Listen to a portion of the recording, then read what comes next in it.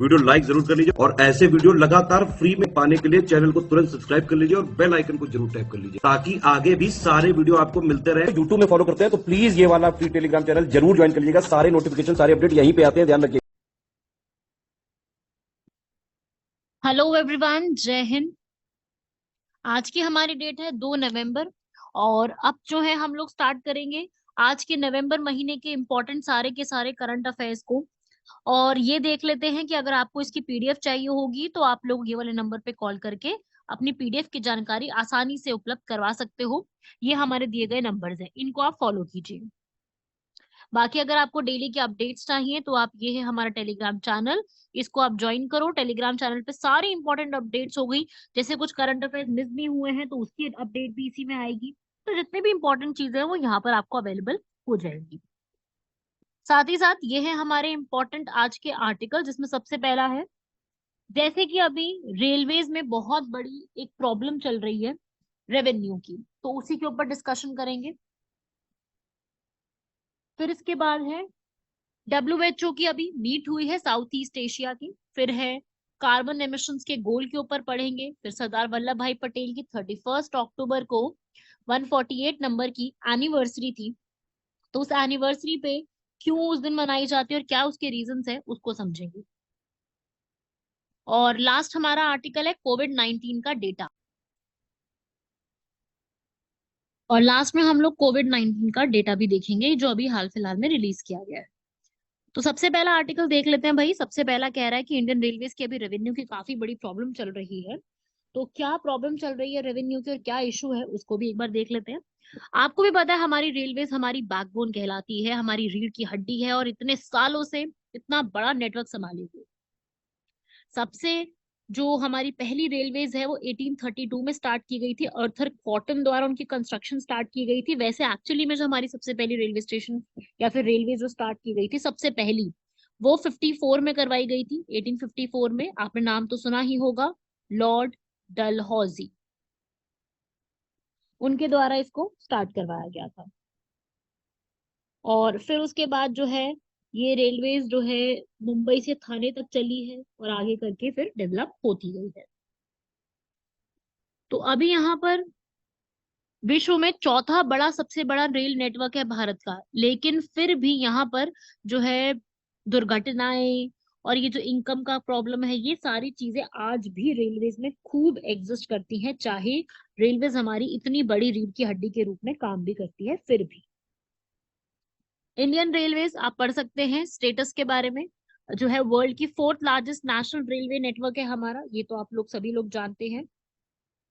और ये एक फैक्ट आपको रटना है कि हमारा 4th बड़ा नेटवर्क है, ठीक है। दूसरा, एम्प्लॉयमेंट के मामले में भी हम लोग जो है वो काफी ज्यादा टॉप पे आते हैं, लार्जेस्ट नंबर पे ही आते हैं, 8th नंबर ग्लोबली। और 2020 की अगर हम डेटा की बात करें यहाँ पर, तो इतने ज्यादा अमाउंट में लोगों को सेवा हम लोग प्रदान कर चुके हैं। रेलवेज कितना इजी साधन हो जाता है हमारे लिए यहाँ से आना जाना। लेकिन चैलेंजेस भी खूब है। अब जैसे रेलवेज में सबसे बड़ा रेवेन्यू का चैलेंज है, सबसे बड़ा चैलेंज है कि जब रेलवेज में माल ढुलाई करी जाती है, सामान को आना ले जाना किया जाता है, तब यात्री खंड को अत्यधिक हानि का सामना करना पड़ता है। ये भी आप जानते हैं क्योंकि सबने रेलवेज में ट्रैवल कभी ना कभी किया ही है। सीएजी के अकॉर्डिंग भी जो रिपोर्ट आई थी उसमें रेलवेज को 68,000 करोड़ का लॉस अभी जो है वो देखने को मिला है। और ये जो माल ढुलाई का कारोबार है, ऐसा कहा जा रहा है ये भी घटता जा रहा है, इसकी भी संख्या जो है वो कम देखी जा रही है। ग्रोथ रेट में इसमें हो रहा है। और बाकी कोविड की वजह से तो आपको पता ही है कि पैसेंजर के टिकट्स पे कितना ज्यादा इम्पैक्ट पड़ा है, वो तो एक प्रॉब्लम रही ही है। साथ ही साथ अभी डेट जो है वो बढ़ता जा रहा है। डेट का मतलब होता है जो नुकसान है, जो बर्डन है, वो यहाँ पर और ज्यादा इंक्रीज होता जा रहा है। ठीक है, आज के टाइम पे अगर हमें रेलवेज को और आधुनिकीकरण करना है तो ऐसा नहीं कि सरकार ने किया नहीं है, सरकार ने बहुत सारी तरीके की हमारी नई नई टेक्नोलॉजीज, नई नई चीजों को यहाँ पर स्टार्ट किया है। एग्जाम्पल के लिए अगर मैं आपको बताऊं तो सरकार की तरफ से जो रेलवेज को बेटर बनाना है कि हम लोग जो रेलवेज का हमारा पूरा सेक्शन है उसको इम्प्रूव कर देते हैं, रेलवे से जुड़ी हुई बहुत सारी स्कीम्स जो है ना उसको लागू करा है सरकार ने। जैसे कि मैं एक एग्जांपल दूं, हाल फिलहाल की स्कीम है अमृत भारत स्टेशन, जिसके अंदर रेलवेज में जो रेलवे स्टेशन है उसको काफी ज्यादा मॉडर्नाइज किया जाएगा। तो रेलवेज के लिए भारत गौरव करके मॉडर्नाइजेशन स्कीम स्टार्ट की गई है। तो कंट्री का जो पूरा रेल ट्रांसपोर्टेशन सिस्टम है उसको और ज्यादा मॉडर्नाइज करेगा, इंसेंटिव्स प्रोवाइड करेगा। तो ये अभी फिलहाल की सबसे बड़ी स्कीम चल रही है और काफी सारे रेलवे स्टेशन पे इसको इम्प्लीमेंट करवाने की भी बात चल रही है। पब्लिक प्राइवेट पार्टनरशिप को भी इंडल्ज किया जा रहा है और ये एक सही भी चीज है क्योंकि हम लोगों को इम्प्रूवमेंट ऐसे ही मिलेगी। बिजनेस डेवलपमेंट होना, इन्वेस्टमेंट जो है वो ज्यादा से ज्यादा हो। किसमें इन्वेस्टमेंट हो? इन्वेस्टमेंट जो है वो इंक्रीज की जाएगी प्राइवेटाइजेशन वाली। जॉब अपॉर्चुनिटीज क्रिएट की जाएंगी, एफिशिएंसी बढ़ाई जाएगी। तो इस तरीके से ये इम्प्रूवमेंट लाने की पूरी सरकार द्वारा कोशिश की जा रही है। साथ ही साथ अब हम लोग जो है रेलवेज के बारे में भी आप पढ़ते हो, आप देखते हो कि कितनी सब्सिडी प्रोवाइड की जाती है। हमारे जो रेलवेज मिनिस्टर है अश्विनी वैष्णव, उन्होंने बोला है कि यहाँ पर मैं हर एक को जो है वो कंसेशन भी दूंगा। तो इस तरीके की चीजें काफी सारी की जा रही है।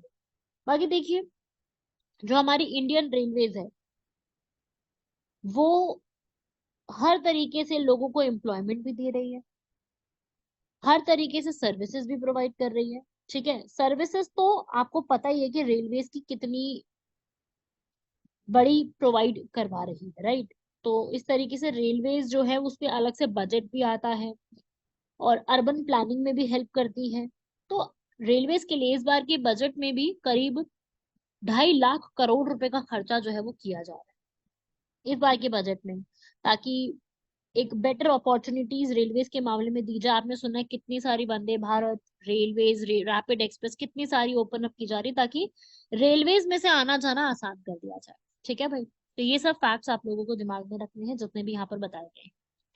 बढ़ते हैं हमारे सेकंड आर्टिकल की तरफ। WHO की साउथ ईस्ट एशिया के जो मेंबर्स हैं उनकी मीटिंग यहाँ पर हुई है, अभी सेशन यहाँ पे हुआ है। अभी 3 दिनों तक ये पूरा सेशन जो है वो चलाया गया है। उसी के बारे में फैक्ट्स हैं ये वाले मीटिंग के बारे में। इस बार की जो पूरी थीम थी WHO की, अब WHO की थीम है जो जरूर हम लोग किसी ना किसी डिजीजेस के ऊपर बात करेंगे। अब डिजीजेस में कौन से डिजीज के ऊपर बात करें? कार्डियोवैस्कुलर, कार्डियो वर्ड कहीं पर भी आता है उसका मतलब होता है हार्ट से जुड़ी हुई चीजों को हम लोग सुन रहे हैं। तो यहाँ पर तो इस तरीके से कार्डियोवैस्कुलर डिजीजेस के ऊपर काम करना, निग्लेक्शन जो होती है, जितने भी यहाँ पर डिजीजेस के ऊपर ध्यान नहीं दिया जाता है तो उस तरीके से उसको संभालने की कोशिश करना। और अचीवमेंट्स हम लोगों ने इसके ऊपर काफी सारी ऑलरेडी हासिल करी है, ये भी डिस्कस किया गया। तो हमें तो बेसिकली ये पता होना चाहिए कि क्या क्या यहाँ पर कब मीटिंग हुई है और किस टॉपिक के ऊपर उन्होंने डिस्कशन किया है। तो WHO की साउथ ईस्ट एशिया का अभी हाल फिलहाल में मीटिंग कंडक्ट की गई है। तो बस उतना ही आपको दिमाग में रखना है। ठीक है, 30 अक्टूबर से 2 नवंबर सारे हेल्थ मिनिस्टर्स यहाँ पे आए थे और नए जो है एक डायरेक्टर इसके चूज किए गए हैं, लेकिन वो डायरेक्टर अभी नहीं आएंगे, फेब्रुवरी में आएंगे। हेल्थ मिनिस्टर्स, WHO के सारे मिनिस्टर्स वो भी पहुंचे थे।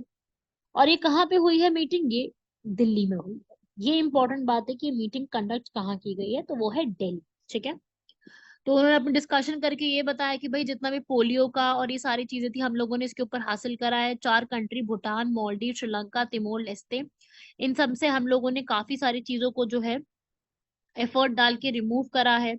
मालदीव, श्रीलंका, थाईलैंड, बांग्लादेश, इन सब ने भी लिम्फेटिक फेलिराइसिस के ऊपर जो है वो फाइट करने में काफी हेल्प करी है। नेपाल और म्यांमार ने भी इसको इराडिकेट करने में। तो हर जो भी साउथ ईस्ट में कंट्रीज आती है ना उनके ऊपर इसके ऊपर जो है डिस्कशन किए गए हैं। बाकी अगर मैं बात करूं WHO की, तो आप सभी लोग जानते हैं WHO पूरे वर्ल्ड में कितना ज्यादा फेमस हुआ था। कोविड के समय तो बहुत ज्यादा फेमस हुआ था, हर व्यक्ति जानने लग गया था WHO को। जिसको नहीं भी पता था ना वो भी बात करता कि WHO ने ये रिपोर्ट दी, WHO ने ऐसा कहा। तो न्यूज में तो काफी रहता है। एस्टैब्लिशमेंट इसकी अप्रैल 7 1948 में हुई थी, जिन्होंने यहाँ पर जो है जुलाई 24 से काम करना शुरू किया था, जिसका मेन जो है अभी आज के टाइम पे काफी ज्यादा WHO जो है वो एक पर्सपेक्टिव के लिए फेमस है जिसका नाम है वॉश। मतलब कि हर समय जो है क्लीनलीनेस के ऊपर ध्यान देना, उसके ऊपर काफी सारी बातें की गई थी। ठीक है, तो हेल्थ हो गया, लेवल ऑफ हेल्थ को इम्प्रूव करना, वो सारी चीजें जो है यहाँ पर डिस्कशन जो है वो की गई थी। और ये भी बताया कि आज के टाइम पे जितने भी डिजीजेज हैं, HIV, AIDS, Ebola virus, COVID-19, malaria, tuberculosis, heart disease, cancer, ये सारी जो चीजें हैं इनको, हेल्थ इश्यूज को भी हम लोगों को इम्प्रूव में लेकर के आना है। तो WHO ने काफी बड़ा इसके अंदर रोल प्ले किया है।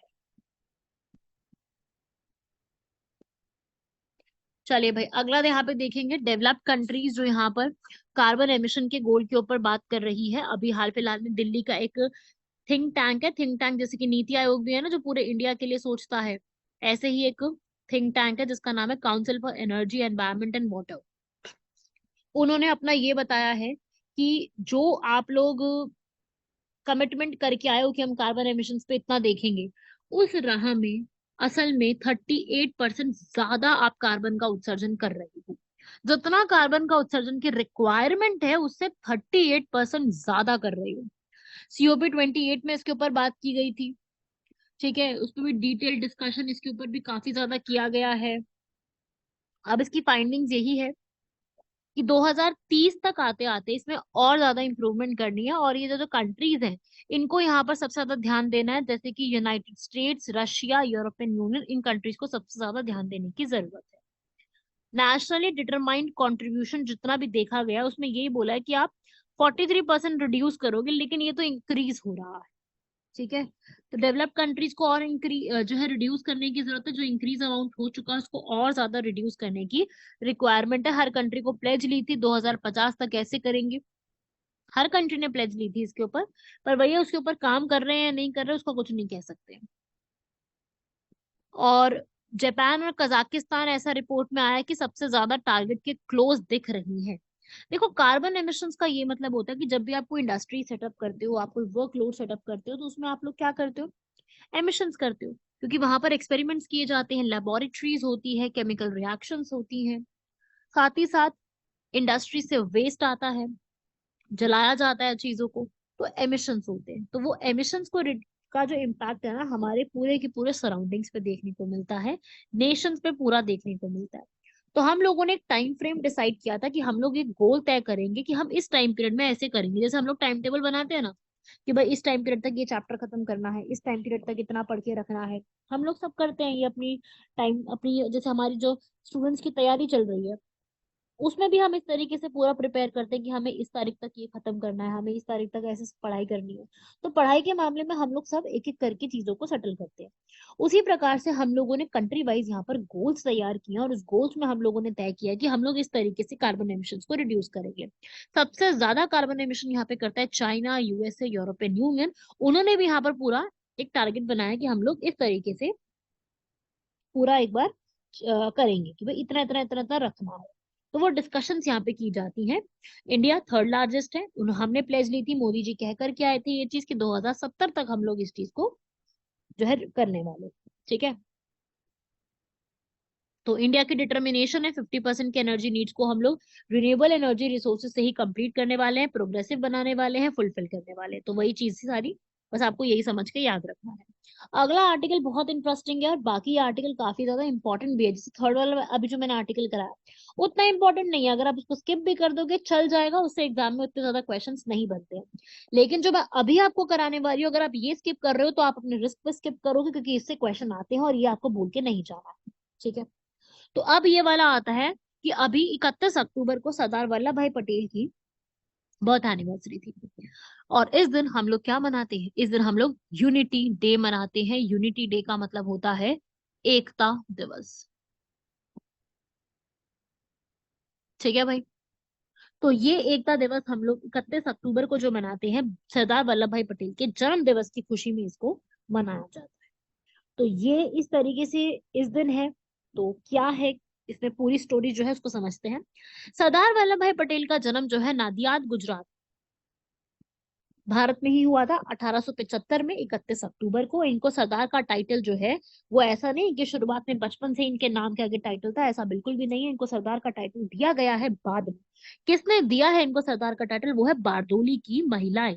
अब बारदोली क्या है, बारदोली एक जगह है गुजरात में जहाँ पे बारदोली सत्याग्रह हुआ था 1928 में।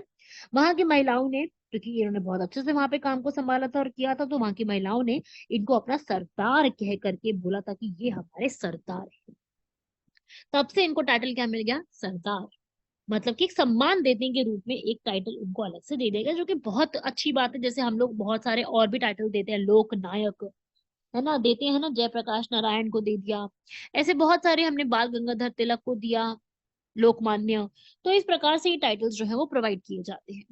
ये एक किसान परिवार से जन्म रखते थे, लेकिन फिर भी इन्होंने यहाँ पर आगे बढ़ के जो है और बहुत बड़े बड़े बैरिस्टरों में अपनी एक जगह बनाई थी। लेकिन इनका जो एक पूरा फ्रीडम में जो जिनका रोल है ना, ये बहुत ज्यादा उल्लेखनीय रोल है। इनके भाई और इनका भी, इनके भाई का नाम बहुत कम बच्चों को पता होगा, इसलिए मैं बता देती हूँ। सरदार वल्लभ भाई पटेल के भाई का नाम है विठल भाई पटेल। ठीक है। सरदार वल्लभ भाई पटेल जो है वो बारदोली सत्याग्रह, खेड़ा सत्याग्रह, खेड़ा सत्याग्रह याद है, गांधी जी के साथ मिलकर के किया था। गांधी जी ने आते ही 3 सत्याग्रह यहाँ पे किए थे, चंपारण, अहमदाबाद और खेड़ा।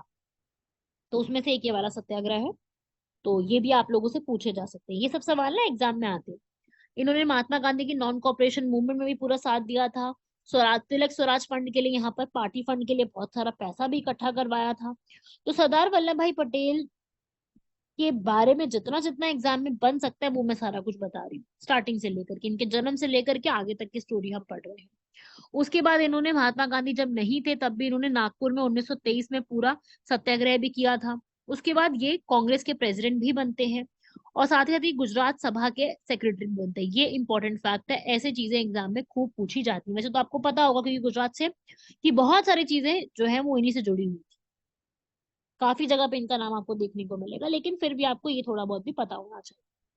ठीक है। ये भारत के पहले गृह मंत्री बनते हैं, होम मिनिस्टर बनते हैं, और पहले भारत के, मतलब आजाद भारत के डेप्यूटी प्राइम मिनिस्टर भी बनते हैं। पंजाब से और पाकिस्तान से आने वाले जितने भी रेफ्यूजीज थे यहाँ पर, उनको बहुत ज्यादा इन्होंने रिलीव करके जो है वो जगह बनवाई। इसीलिए इनको यूनिटी मैन कहा जाता है, क्योंकि जब प्रिंसली स्टेट्स थे यहाँ पर, उनको एक साथ एकजुट करने में इनका सबसे बड़ा योगदान था।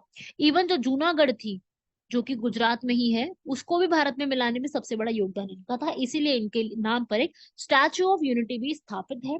और ये स्टैच्यू ऑफ यूनिटी वर्ल्ड का सबसे बड़ा स्टैच्यू है, सरकार द्वारा केवाड़िया डिस्ट्रिक्ट गुजरात में बनाया गया है उन्हीं की याद में, क्योंकि इन्होंने ही यहाँ पर 562 प्रिंसली स्टेट्स को एक साथ जोड़ने का काम किया था। स्टैच्यू ऑफ यूनिटी कौन सी नदी के किनारे है? नर्मदा नदी के किनारे, सरदार सरोवर डैम के पास, Kevadia district, Kevadia colony, bronze से बना हुआ। इन्होंने इंडिया को खूब बढ़िया तरीके से लीड किया है। इन्होंने माइनॉरिटी ट्राइबल कम्युनिटी के भी ये चेयरमैन बने थे, फंडामेंटल राइट्स कमेटी के भी ये चेयरमैन बने थे। आईएएस आईपीएस जैसी पूरी जो सिविल सर्वेंट्स की जो चीजें, उनको जोड़ने में भी इनका बहुत बड़ा योगदान है।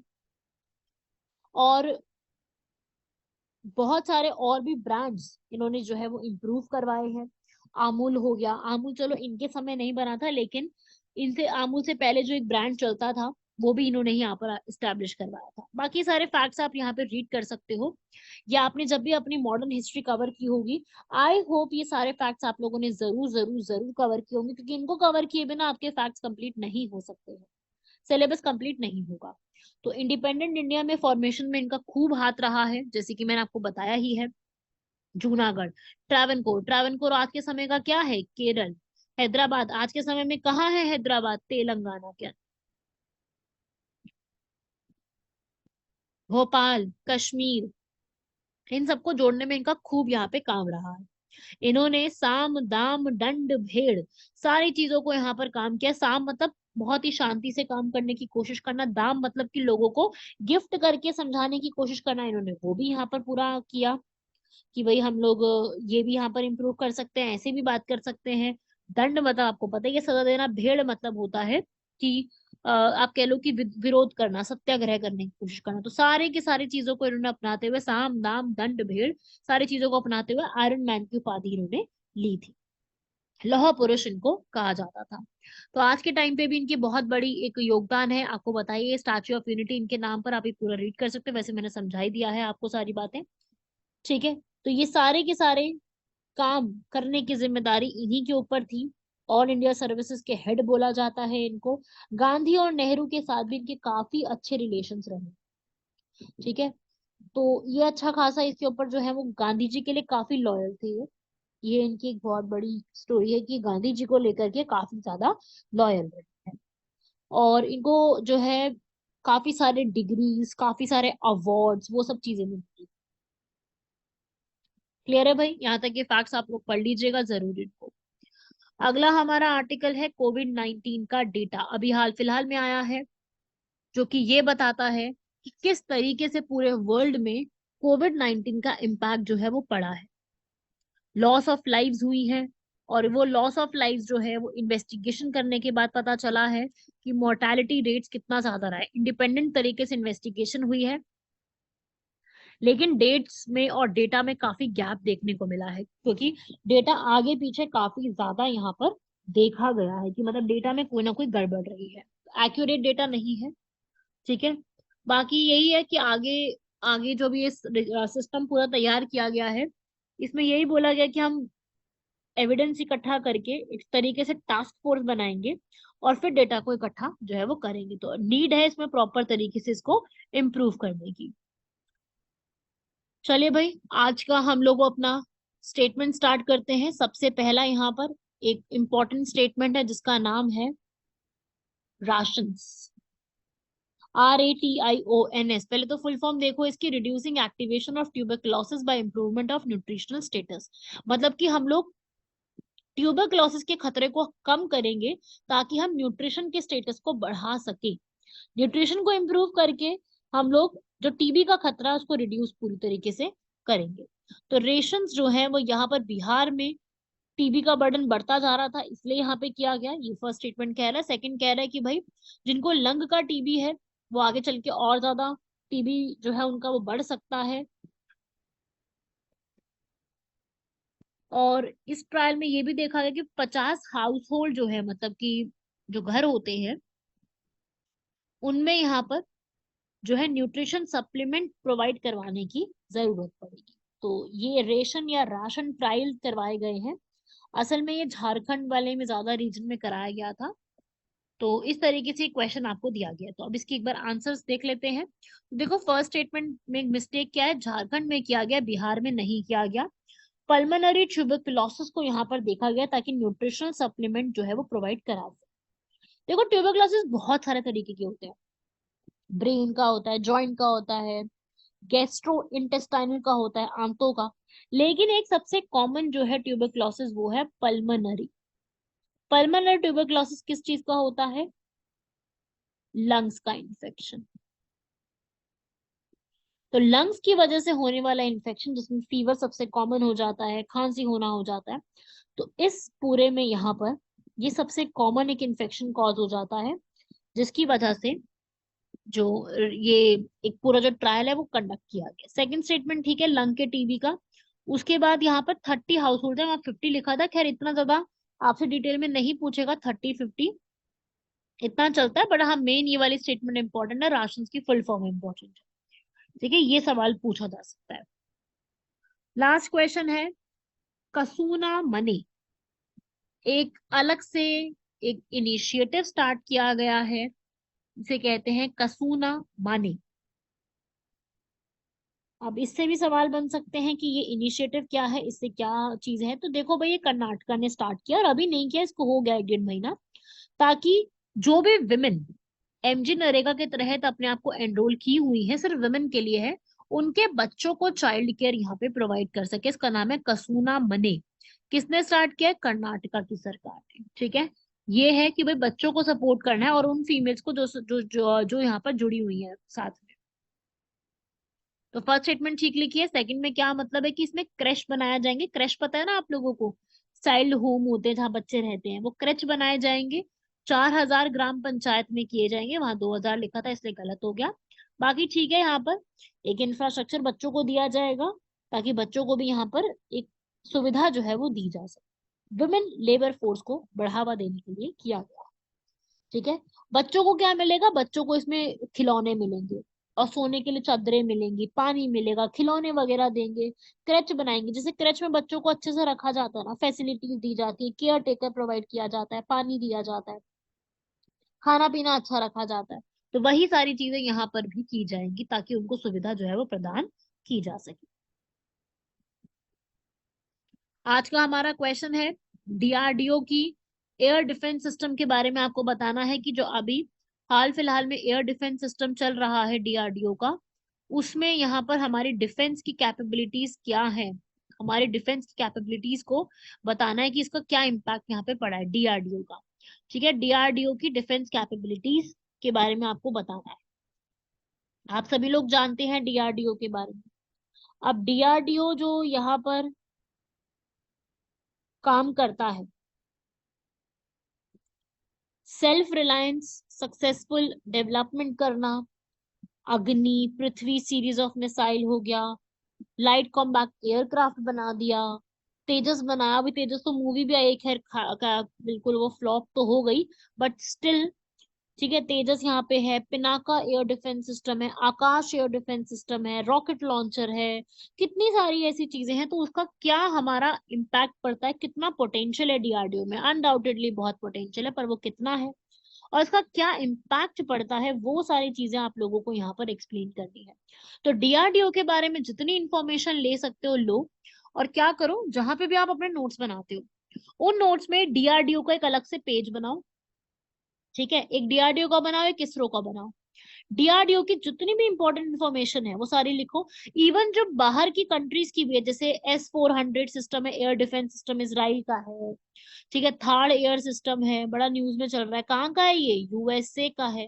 तो ऐसे करके एक लिस्ट बनाओ और डीआरडीओ के जितने भी इंपॉर्टेंट सिस्टम्स चल रहे हैं अभी न्यूज में, उनकी एक लिस्ट बना के एक आंसर तैयार कर दो। ये बहुत इजी रहेगा, पर आपको इसके लिए डीआरडीओ की सारी इंफॉर्मेशन को इकट्ठा करना पड़ेगा। डीआरडीओ से जुड़ी हुई सारी इंफॉर्मेशन पहले आपको इकट्ठी करनी है, तभी ये आंसर प्रिपेयर हो सकता है, वरना नहीं हो पाएगा। ठीक है, तो ट्राई टू कंप्लीट। ओके, इसको थोड़ा सा कोशिश कीजिए लिखने की। मिलते हैं आप सभी लोगों से अगले लेक्चर में, तब तक के लिए धन्यवाद, शुक्रिया, जय हिंद। और ऐसे ही पढ़ते रहिए, अब डेली आपकी करंट अफेयर की क्लासेस लगती रहेंगी, डेली ही लगेंगी, कोई इनमें प्रॉब्लम नहीं आएगी आपको। डेली क्लासेस लगेंगे, डेली पढ़ाई करोगे और अपना पूरा जो सिलेबस है वो कंप्लीट करोगे। राइट एवरीवन, मिलते हैं आप सभी लोगों से अगले लेक्चर में।